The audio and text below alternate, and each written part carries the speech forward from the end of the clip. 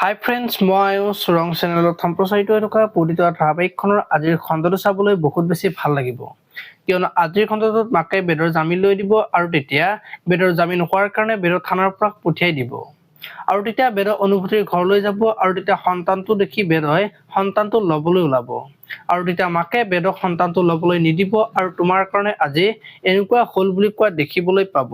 এইফালে আকৌ অগ্ৰহণৰ মাকে যে বেদৰ জামিন লৈ উলিয়াই দিলে সেই কথাটো অগ্ৰহণে গম পাব আৰু তেতিয়া অগ্ৰহণ ঘৰলৈ যাব আৰু মাকৰ আগত বেদৰ জামিন কিয় ল'লা বুলি সুধিব আৰু তেতিয়া মাকে সি মোৰ হ'বলগীয়া বিজনেছ পাৰ্টনাৰ বুলি ক'ব আৰু তেতিয়া অকিৰণে তুমি তাৰ লগত বিজনেছ কৰিবা বুলি মাকক ক'ব আৰু তেতিয়া অকিৰণে মাকৰ কথাটো বিশ্বাস নকৰিব। এতিয়া বাৰু বেদৰ যে অকিৰণৰ মাকৰে সন্তান সেই কথাটো গম পাব নেকি, দেখিবলৈ পাব আজিৰ খণ্ডটোত। আনফালে আকৌ অকিৰণৰ মাকে বেদৰ জামিন লৈ দিয়া কথাটো নিভানে গম পায়। অকিৰণৰ ইমান ডাঙৰ শত্ৰু হোৱাৰ কথাটো গম পায়ো কিয় তাৰ মাকে ড্ৰাইভাৰজনৰ জামিন লৈ দিলে বুলি ভাবি থকা দেখিবলৈ পাব।